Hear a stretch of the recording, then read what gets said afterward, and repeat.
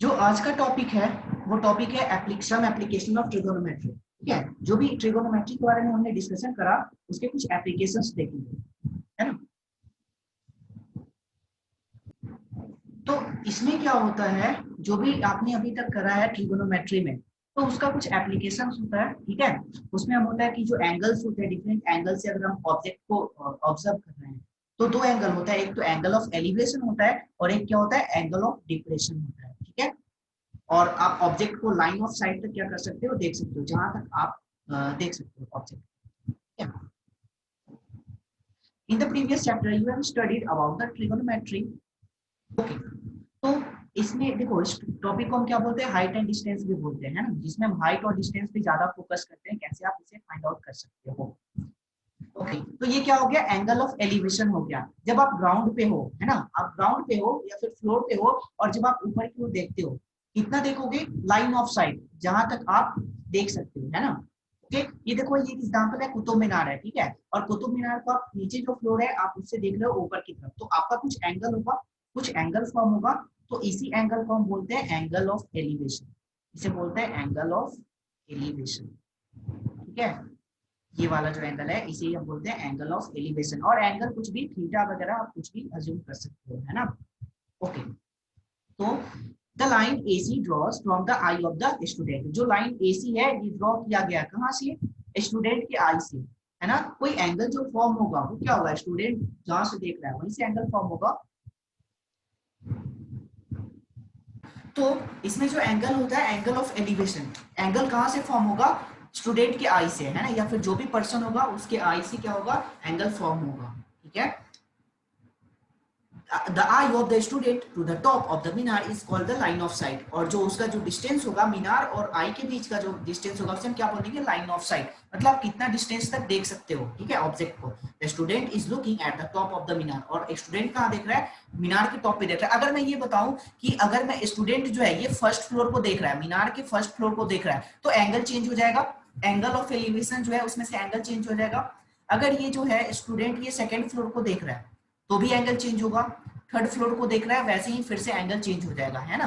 तो एंगल जो है वो चेंज भी हो सकता है, लेकिन अगर ये टॉप में देख रहा है तो इसका एंगल जो है ये सबसे ज्यादा होगा, ये एंगल। ठीक है, द एंगल BAC, जो एंगल फॉर्म होगा, B जो है ये क्या हो गया, 90 डिग्री हो गया एंगल D, और जो BAC जो एंगल फॉर्म होगा उसे हम क्या बोलेंगे, line of side with horizontal, और ये हॉरिजॉन्टल लाइंस के थ्रू, इसे हम क्या बोलेंगे, हॉरिजॉन्टल, हॉरिजॉन्टल प्लेन जहां पे स्टूडेंट स्टैंड है, is called the angle of elevation। इसे हम क्या बोलेंगे, angle of elevation of the top of the minar. किसका, top of the minar, from the eye of the student. Eye of the student जो student जहां से देख रहा है, ओके, और जो मीनार का टॉप है उसका क्या हो जाएगा, ये एंगल ऑफ एलिवेशन हो जाएगा। Thus the line of sight is the line drawn from the eye of an observer to the point in the object viewed by the observer। ठीक है, and the angle of the elevation of the point view is the angle formed by the line of sight। और जो angle form होगा वो कहां तक होगा, line of site, जहां तक आप देख सकते हो, मैक्सिमम डिस्टेंस तक आप जो देख सकते हो उसे हम क्या बोलते हैं, लाइन ऑफ साइट, LOS इसे बोलते हैं। ठीक है, जैसे ये देखो, ये बच्ची जो है ये पतंग उड़ रहा है, ठीक है, ये काइट है, काइट क्या हो रहा है, काइट को उड़ा रहे हैं। ठीक है, तो ये बच्ची क्या कर रही है, इसे देख रही है, तो इसका भी कुछ एंगल बनेगा, इसका भी कुछ एंगल बनेगा, और ये हॉरिजॉन्टल प्लेन पे खड़ी है ना। तो इसके इनके आई से जो एंगल बनेगा और जो ऑब्जेक्ट का एंगल होगा उनके बीच का जो डिस्टेंस होगा ये क्या होगा, लाइन ऑफ साइट डिस्टेंस हो जाएगा, और इसे हम क्या बोलेंगे, angle of elevation. The case when we raise our head to look at object, और हम क्या करते हैं, अपने हेड को रेज करते हैं किसके लिए, ऑब्जेक्ट को लुक करने के लिए, है ना, ऊपर की ओर जब हम देखते हैं, है ना, तो उसे हम क्या बोलेंगे, एंगल ऑफ एलिवेशन।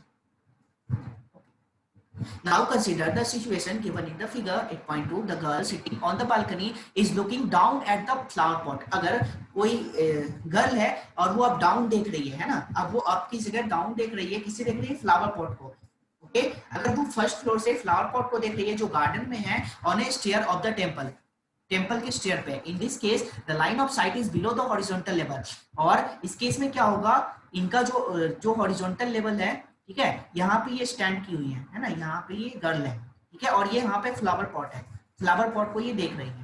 ठीक है, तो ये क्या हो जाएगा, इनका जो लाइन ऑफ साइट है ये क्या है, बिलो द हॉरिजॉन्टल लाइन है। ठीक है, the angle so formed by the line of site with the horizontal is called the angle of depression. इसे हम क्या बोलेंगे, angle of depression. Thus, the angle of depression of a point on the object being viewed is the angle formed by the line of sight with the horizontal when the point is below the horizontal level। और जब जो point है, जो object का point है, जो object है वो क्या है, बिलो द हॉरिजॉन्टल लाइन है।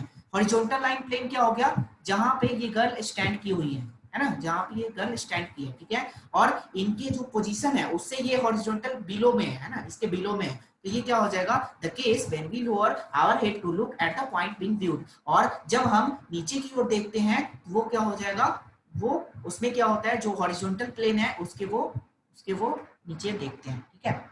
ओके, देखिए तो ये क्या हो जाएगा, जब आप नीचे देखोगे तो क्या हो जाएगा, एंगल ऑफ डिप्रेशन। अगर आप ऊपर देखते हो तो एलिवेशन होता है, ये वाला एलिवेशन होता है, और अगर आप डाउन देखते हो तो ये क्या होता है, depression, angle of depression.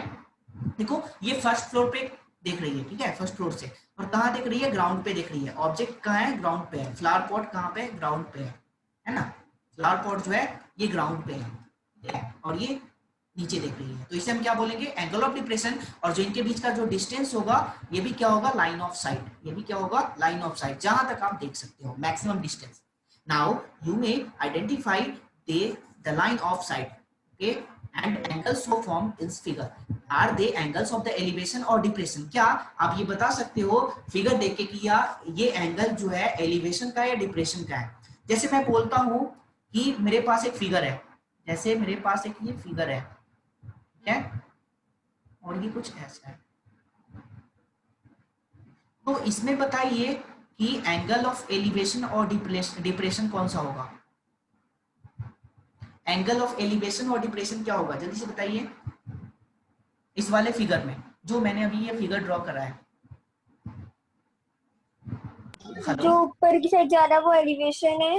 Okay okay, और जो डाउन आ रहा है ना, जब आप डाउन देख रहे हो, डाउन आप कोई चीज सी कर रहे हो ऑब्जेक्ट को, तो वो क्या हो जाएगा, डिप्रेशन हो जाएगा, एंगल ऑफ डिप्रेशन। और अगर आप ऊपर देख रहे हो तो क्या हो जाएगा, एंगल ऑफ एलिवेशन होगा, ठीक है। Are the angles of the elevation और depression. Let us refer to figure. If you want to find the height CD of a Minar without actually measuring it, what information do you need? और अगर आप मीनार का height find करना चाहते हो तो आपको क्या क्या इंफॉर्मेशन की रिक्वायरमेंट होगी। You would need to know the following: the distance D at which the student is standing from the foot of the मीनार। अब देखो स्टूडेंट जो है यहाँ पे है, ठीक है, और मीनार यहाँ पे है, तो मीनार के बीच में और स्टूडेंट के बीच में कितने का डिफरेंस है, तो ये भी डिस्टेंस होगा, है ना, ये भी एक डिस्टेंस होगा। एक तो ये मीनार का हाइट हो जाएगा, एक तो ये मीनार का हाइट हो जाएगा, है ना, और एक तो लाइन ऑफ साइट, एक स्टूडेंट का और एक मीनार का जो टॉप वाला है उनके बीच का लाइन ऑफ साइट जो डिस्टेंस है वो कितना होगा। द एंगल ऑफ एलिवेशन, जो एंगल ऑफ एलिवेशन फॉर्म होगा of the top of the Minar, the height A of the student. और स्टूडेंट का हाइट क्या है, स्टूडेंट का हाइट क्या है। Assuming that above three conditions we know, how can we determine the height of the मीनार, और कैसे आप हाइट को फाइंड कर सकते हो किसका, मीनार का, इन द फिगर। और मैं ये बता दूं कभी ऐसा होता है कि आपसे हाइट पूछा जा सकता है क्वेश्चन में, ठीक है, मीनार का हाइट या फिर distance between person and minar, person and minar, ठीक है। एंड थर्ड वन क्या हो जाएगा, देखिए ये क्या होता है, एच होता है, पी होता है, बी होता है ना, बेस, हाइट, हाइपोटेनियस और परपेंडिकुलर, ठीक है। तो थर्ड वाला क्या हो जाएगा, अगर स्टूडेंट जो देख रहा है तो लाइन ऑफ साइट का जो डिस्टेंस है, जो लाइन ऑफ साइट का डिस्टेंस होता है उसे हम क्या बोलते हैं, एच, ठीक है। जो बेस होता है उसे हम क्या बोलते हैं, बेस, जहां पे स्टूडेंट क्या है, खड़ा है, ठीक है, हॉरिजॉन्टल प्लेन पे। और जो मीनार का हाइट है वो क्या होता है, परपेंडिकुलर, वो क्या होता है, परपेंडिकुलर, ठीक है। जैसा कि हमने ट्रिगोनोमेट्री में करा था कि परपेंडिकुलर बेस हाइट, वैसे ही यहाँ पे भी यूज होगा। In the figure C D equal to B C B plus B D, ठीक है। देखते हैं फिगर पहले ऑब्जर्व करें।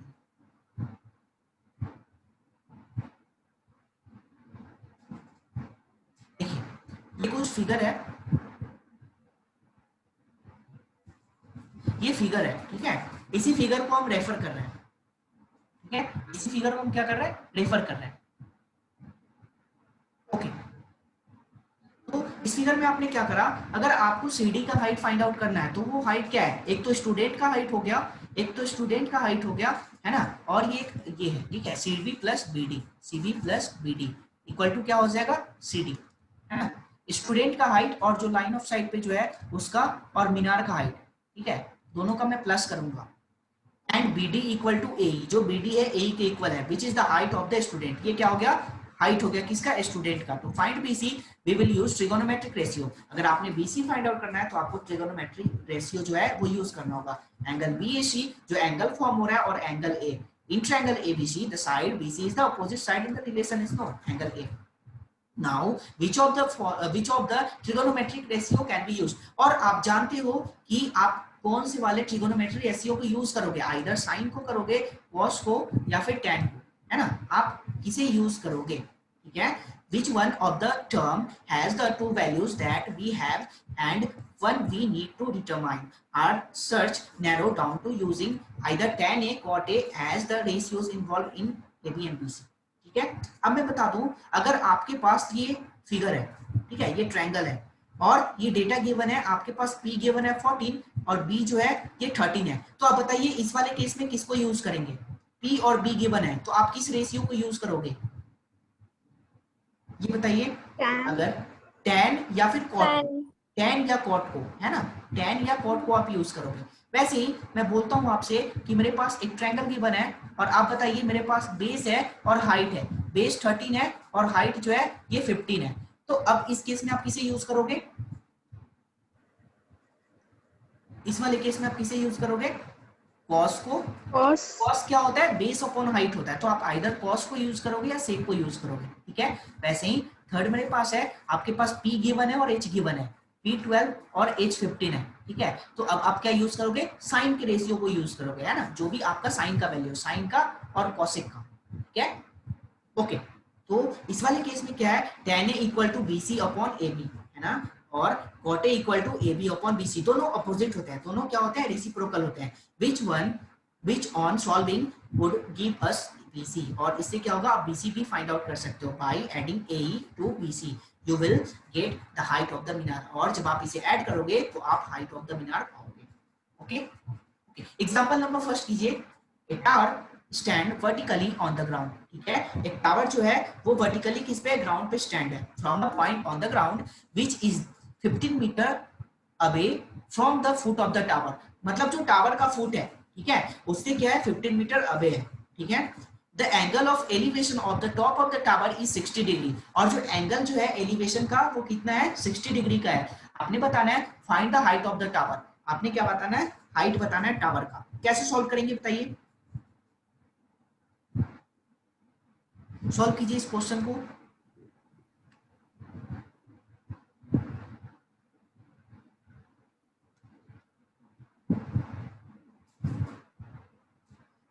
Question number first, example question number first, आपके पास डेटा क्या गिवन था, डेटा ये गिवन था, ठीक है, ये टावर है ना, ये टावर है, ठीक है, ये, और ये क्या है, A B C, और इनके बीच का जो डिस्टेंस है, टावर के फुट और इन सी के बीच का जो डिफरेंस है कितना है, 15 मीटर का डिस्टेंस है, ठीक है। तो आपने बताना है हाइट ऑफ द टावर, आपने बताना है हाइट ऑफ टावर, वेयर जो एंगल ऑफ एलिवेशन था, जो एंगल जो सी पॉइंट है, सी पॉइंट से जो एंगल ऑफ एलिवेशन था, एलिवेशन ये कितना था, 60 डिग्री था, और मैं क्या करूंगा, let height of the tower, let height of the tower be x, tower का हाइट मैंने क्या करा, अज्यूम करा x। अब देखिए आपके पास P भी है और B भी है, तो आप किस वाले रेशियो को यूज करेंगे ये बताइए, किस वाले रेशियो को यूज करेंगे ये बताइए, और एंगल क्या होगा, angle ACB is equal to 60 degree. आप किस वाले एंगल को यूज करेंगे ये बताइए, और किस वाले रेशियो को यूज करेंगे। Hello, am I audible? Okay, P भी है और B भी गिवन है, ठीक है, तो आप क्या करोगे, tan को यूज करोगे, tan theta equal to P upon B, ये होता है, थीटा का वैल्यू क्या गिवन है, 60 डिग्री गिवन है, तो आप क्या लिखोगे, tan 60 degree, tan 60 degree equal to P क्या है, x मैंने अज्यूम करा, ठीक है, तो x और B क्या है, B बेस, इसे आप बेस बोलते हो, इस वाले को आप परपेंडिकुलर बोलते हो, परपेंडिकुलर, परपेंडिकुलर और हाइट दोनों इक्वल होता है, और जो हाइपोटेनस है, हाइपोटेनस, इसे हम हाइपोटेनस बोलते हैं, तो tan 60 डिग्री इक्वल टू क्या हो जाएगा x अपॉन 15, वेयर x क्या था परपेंडिकुलर और जो 15 है ये क्या था बेस, और x को आप बोल सकते हो हाइट ऑफ टावर, x को आप क्या बोल सकते हो हाइट ऑफ टावर।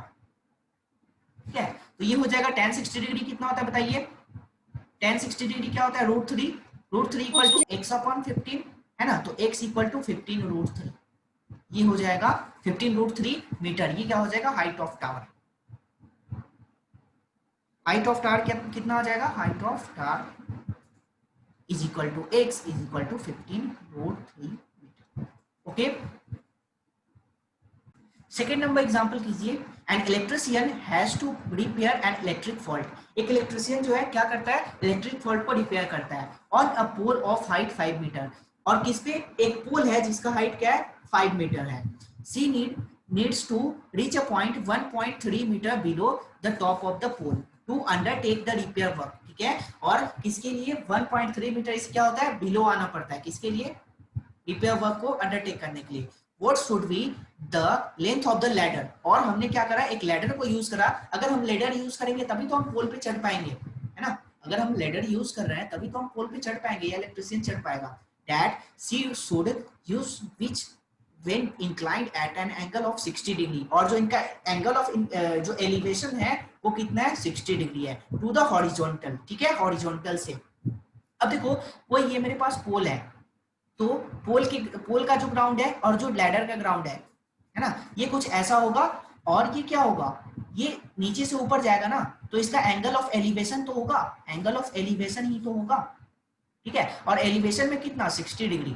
ठीक है, to the horizontal would enable her to reach the required position, also how far from the foot of the pole, और आपने ये भी बताना है कि जो फुट जो है जो पोल का जो फुट है और जो लैडर का फुट है इनके बीच में डिस्टेंस कितना है। ठीक है, should see place the foot of the ladder. Okay, question समझ में आया, कोई डाउट है, कोई डाउट है बताइए, इसे सॉल्व कीजिए, इस क्वेश्चन को सॉल्व कीजिए। Question number second,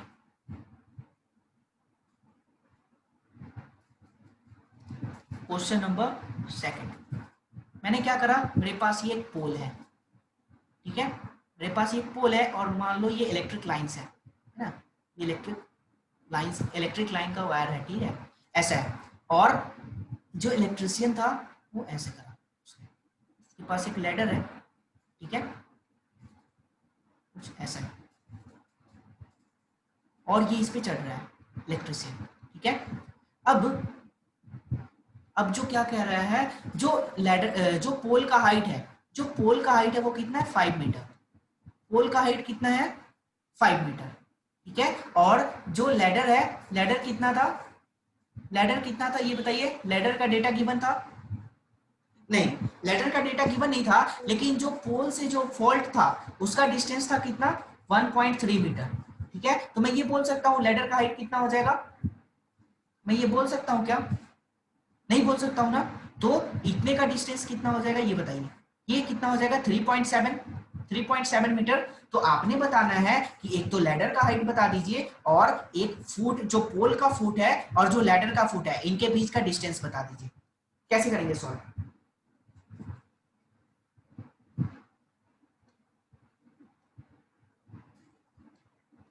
hello, okay, AD क्या है, एडी टोटल 5 मीटर। ठीक है, और जब आपने एबी क्या था 1.3 मीटर, तो जब आप बीडी का वैल्यू फाइंड आउट करोगे तो ये हो जाएगा एडी माइनस का एबी, ये हो जाएगा 5 माइनस का 1.3, ये हो जाएगा 3.7 मीटर।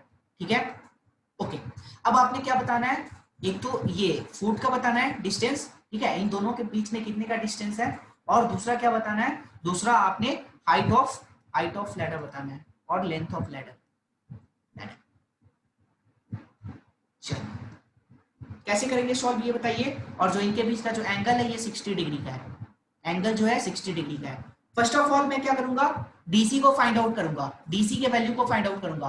तो मेरे पास पी गिवन है और क्या गिवन है, पी और बी गिवन है। तो पी और बी में क्या अप्लाई करूंगा ये बताइए, पी और बी के लिए मैं क्या अप्लाई करूंगा, हेलो, tan, वेरी गुड, तो ये क्या हो जाएगा tan 60 डिग्री। tan 60 डिग्री, और इसका जो लेंथ है कितना है 3.7 मीटर, है ना, 3.7, क्योंकि फॉल्ट इतने पे ही था, 3.7 मीटर पे ही था फॉल्ट, ठीक है। तो मैं इसे क्या लिख सकता हूं, ये हो जाएगा BD प्लस BC। इसमें कोई डाउट है बताइए? नहीं। ओके। वो BC नहीं है, वो DC है ना? कौन सा? हाँ ये DC है, सॉरी सॉरी, ये DC है, ठीक है। ओके, अब क्या होगा, ये √3 हो जाएगा, BD का वैल्यू क्या है 3.7, और ये क्या है अभी हमने अज्यूम करा DC, ठीक है। तो DC इक्वल टू क्या हो जाएगा 3.7 √3, है ना। ये DC का वैल्यू आ जाएगा, हेलो, ये DC का वैल्यू आ गया 3.7 हाँ। Divide by √3। ओके, अब मुझे क्या करना है, अब मुझे करना है लैडर का लेंथ बताना है। तो लैडर का लेंथ कैसे फाइंड आउट करेंगे, ये P हो गया और ये H हो गया, है ना। तो इसमें क्या अप्लाई करना होगा, साइन 60 डिग्री।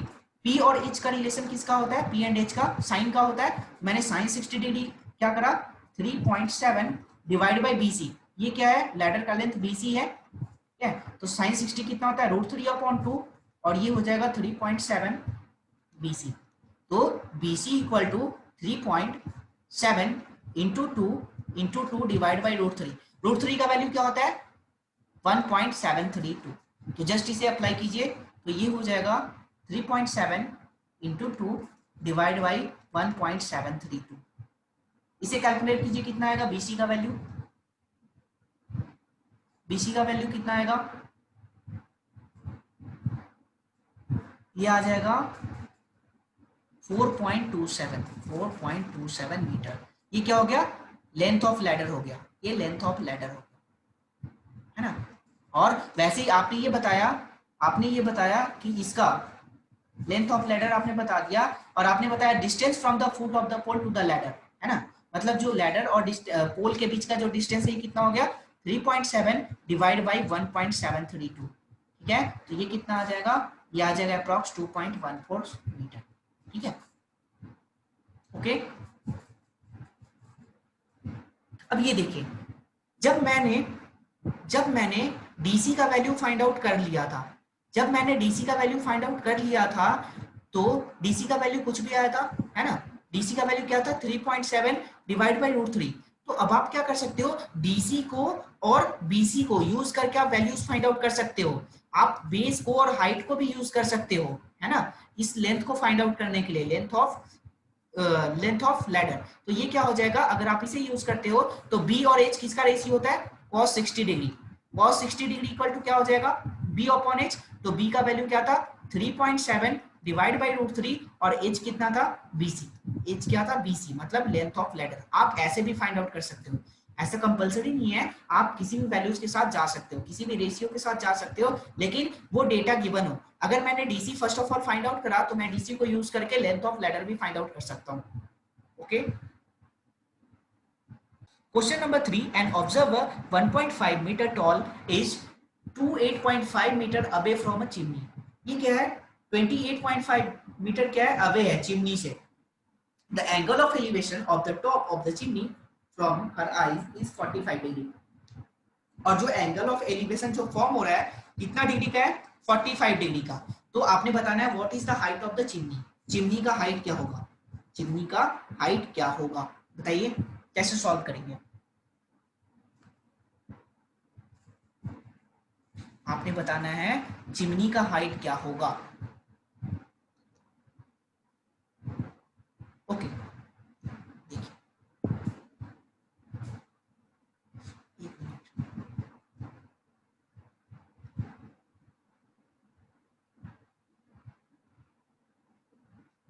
ठीक है।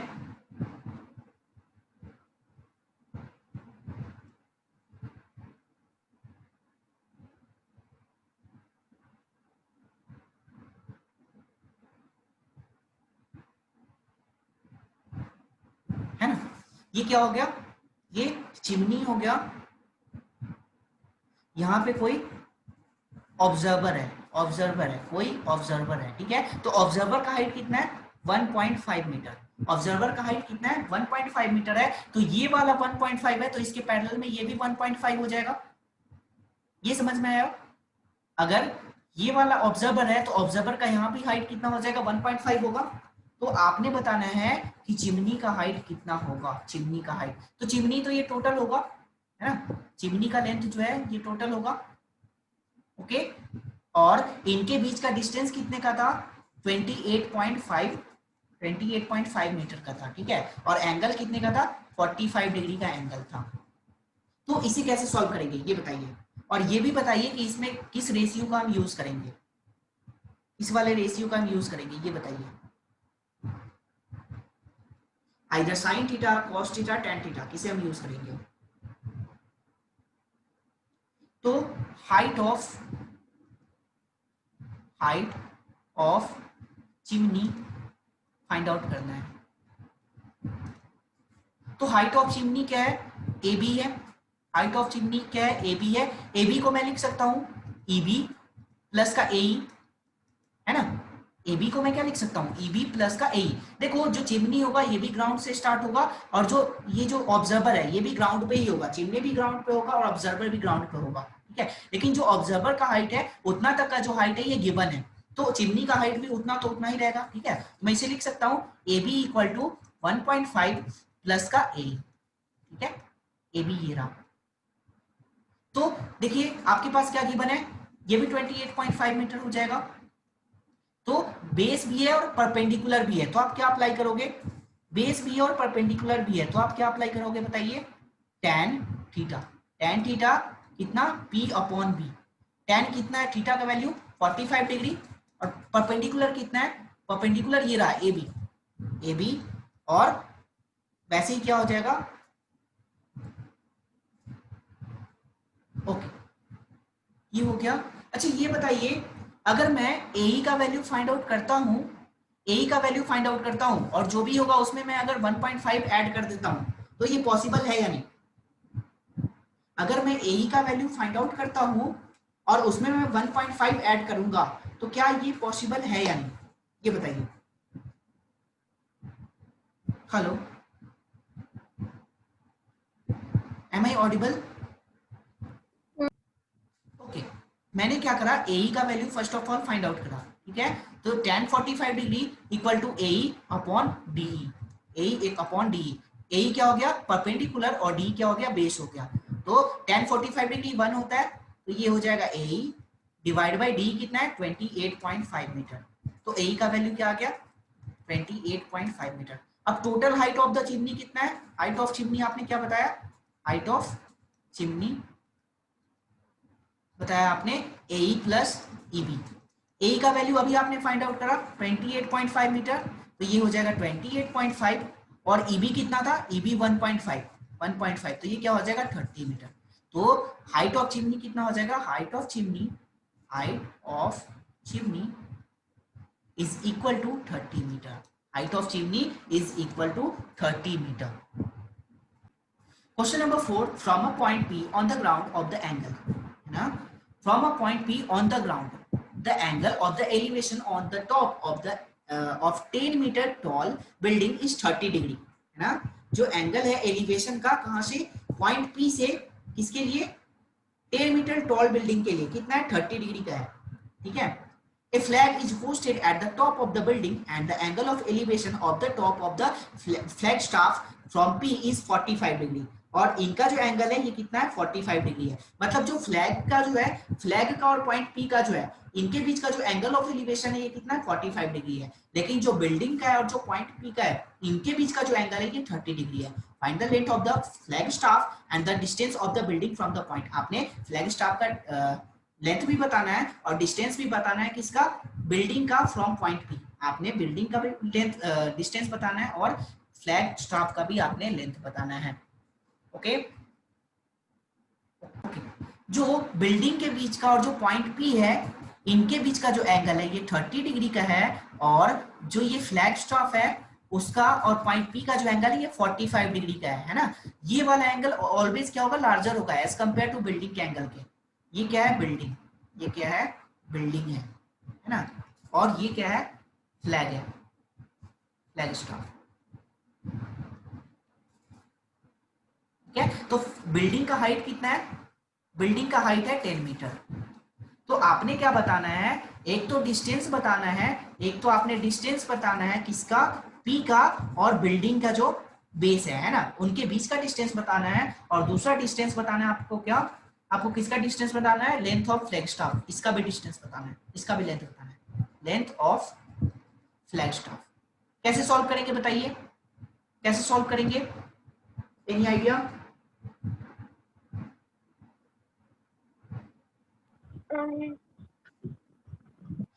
और इनका जो ये एंगल होता है ये वाला 90 डिग्री ही होता है ना।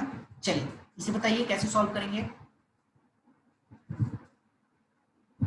अगर मैं पहले इस वाले को यूज करके और बिल्डिंग को यूज करके, बिल्डिंग का एंगल यूज करके ये सॉल्व करता हूं, तो मैं बोल सकता हूं ये मेरे पास क्या है, बेस है ना, और ये क्या है, परपेंडिकुलर है। तो मैं बेस परपेंडिकुलर को यूज कर रहा हूं, तो किसका रेशियो होगा, tan का रेशियो होगा, tan 30 degree. tan 30 degree equal to क्या होता है, p अपॉन b। तो मैं बोल सकता हूँ p कितना है, p 10 मीटर है, और b कितना है, बेस कितना है, बेस गिवन नहीं है, मैं इसे नेम दे देता हूँ a b c d। तो 10 डिवाइड बाई सी डी। तो tan 30 कितना होता है, 1/√3 10 अपॉन सी डी। तो C D equal to 10√3, C D equal to 10√3 metre. मतलब अब बेस का वैल्यू मेरे पास आ गया, बेस का वैल्यू मैंने कैलकुलेट कर लिया। अब मुझे क्या कैलकुलेट करना है, length of flag staff, length of flag staff. और आप इसे क्या कर सकते हो, 10 इंटू 1.732, आप इसे मल्टीप्लाई भी कर सकते हो। तो ये क्या हो जाएगा, 17.32 है ना, 17.32 मीटर। ठीक है, ये क्या हो जाएगा, बेस हो जाएगा, ये बेस हो जाएगा पॉइंट पी का और इस बिल्डिंग का जो फुट है उनके बीच का। अब देखिए मैं tan 45 डिग्री कैलकुलेट करता हूँ। tan 45 डिग्री मैंने क्या करा, tan 45 डिग्री इक्वल टू ये हो जाएगा बिल्डिंग का हाइट, तो बी सी प्लस का A B divide by base, base कितना था, सी डी था। तो ये हो जाएगा 1 equal to B C, C D अभी आपने फाइंड आउट करा, सी डी अभी आपने फाइंड आउट करा, और बी सी आपके पास गिवन है, बिल्डिंग का हाइट गिवन है 10 प्लस ए बी, और ये है 10√3, ये 10√3 है। तो आप इसे लिख सकते हो 10√3 equal to 10 plus A B. तो A B equal to 10√3 minus का 10 है ना, 10√3 माइनस का 10। अब मैंने क्या करा, 10 कॉमन लिया, तो ये हो जाएगा √3 माइनस 1, √3 माइनस 1 10, √3 का वैल्यू होता है 1.732 माइनस का 1, तो ये हो जाएगा 10 इंटू 0.732। आप इसे मल्टीप्लाई करोगे तो ये हो जाएगा 7.32 मीटर। तो 7.32 मीटर क्या हो जाएगा, length of the flag staff, है ना। ठीक है, यही हमें फाइंड आउट करना था इस क्वेश्चन में। Question number 5. The shadow of a tower standing on a level ground is found to be 40 meter longer when sun's altitude is 30 degree. जब सन का जो एल्टीट्यूड है अगर वो 30 डिग्री पे है तो कितना है, 40 मीटर लॉन्गर है। ठीक है, then when it is 60 degree, ठीक है, 60 डिग्री के find the height of the tower. आपने बताना है टावर का हाइट क्या होगा, आपने बताना है टावर का हाइट क्या होगा। इनके एल्टीट्यूड में जो एंगल्स का चेंज हो रहा था, तो इनका जो डिस्टेंस था सी और डी पॉइंट के बीच में ये था 40 मीटर का। तो आपने बताना है, आपने क्या बताना है, हाइट ऑफ द टावर बताना है, आपने टावर का हाइट बताना है, हाइट ऑफ टावर, मतलब A B, tower A B है तो ए बी का हाइट बताना है। क्या कैसे सॉल्व करेंगे ये बताइए, कैसे सॉल्व करेंगे। हेलो,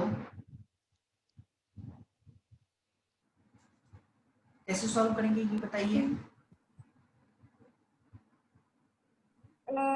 इसमें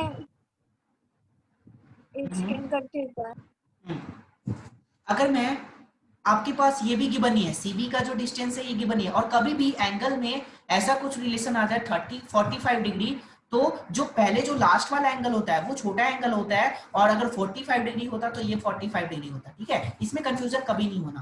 ठीक है, क्योंकि आप एंगल को चेंज कर रहे हो और फिर वापिस आप किसमें, टावर की तरफ मूव कर रहे हो, तो एंगल क्या होगा, एंगल इंक्रीज करता है ना, एंगल इंक्रीज करता है। तो इसमें कभी भी कंफ्यूजन नहीं होना इस एंगल्स में। ठीक है, पहले 30 डिग्री होगा, उसके बाद जो एंगल है वो चेंज होके 60 डिग्री हो जाएगा, है ना। पहले एंगल जो था वो 30 डिग्री था, अब वो चेंज होके 60 डिग्री हो गया। ठीक है, तो आपने बताना है हाइट ऑफ द टावर क्या होगा। अगर मेरे पास ये क्या है, ये बेस है और ये परपेंडिकुलर है ना, तो मैं क्या करता हूँ, अगर बी और पी का रेशियो, तो मैं क्या करूंगा, tan 60 डिग्री अप्लाई करूंगा, p upon B tan 60 degree, है ना, तो मैं बोल सकता हूँ A B divide by B C. ठीक है, tan 60 डिग्री क्या होता है, √3, तो हो जाएगा A B divide by B C, तो A B equal to √3 B C, A B equal to √3 B C. ठीक है, इसमें कोई डाउट है, ये बताइए।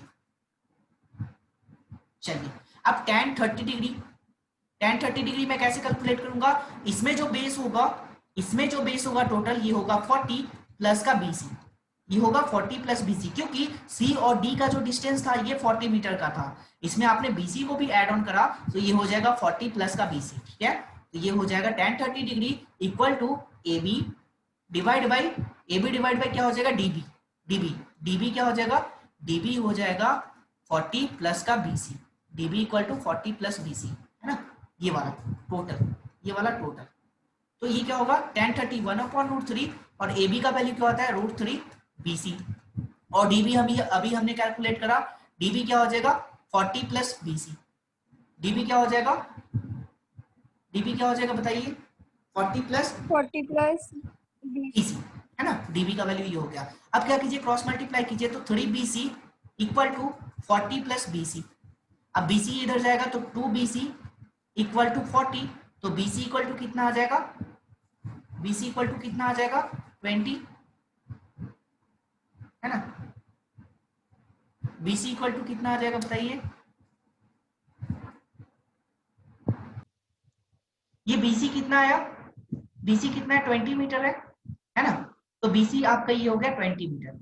तो अगर मैं बोलता हूं इनका जो टोटल बेस ये कितना हो जाएगा, तो 40 प्लस 20 कितना हो जाएगा, 60, और आपने क्या बताना है, हाइट ऑफ द टावर बताना है। हाइट ऑफ द टावर क्या था, height of the tower is equal to A B, और ए बी का वैल्यू ये रहा, A B equal to √3 BC, तो ये हो जाएगा √3 BC, तो ये हो जाएगा √3 इंटू BC का अभी आपने फाइंड आउट करा कितना है 20, √3 इंटू 20, तो ए बी इक्वल टू हो जाएगा 20 √3 मीटर। ठीक है,